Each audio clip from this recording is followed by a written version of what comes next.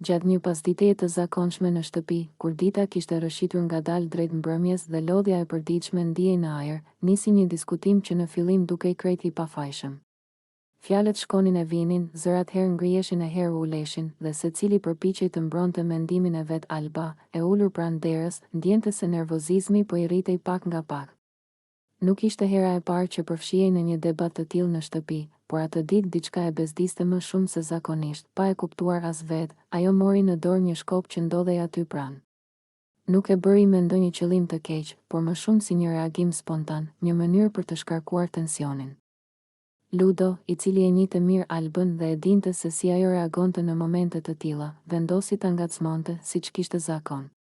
Me një buzëqeshje të lehtë ironike dhe me një ton gjysmë shakaje, ai I tha: "A të bëhet qefi po dola unë nga shtëpia?"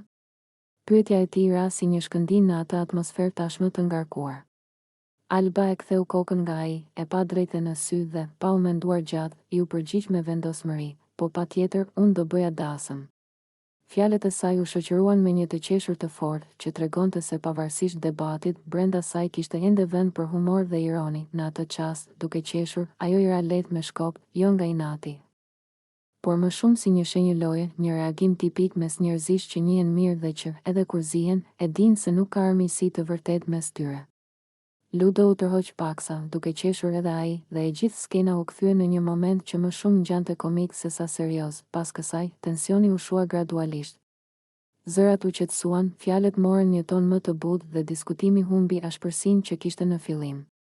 Në shtëpi u ndje sërish ajo ndjesia e zakonshme e përditshmërisë, ku debatet, shakat dhe të qeshurat ndërthuren natyrshëm. Ajo ngjarje e vogël u bë thjesht një tjetër histori për t'u kujtuar më vonë, një shembull I asaj se si edhe momentet e nxehta, kur shoh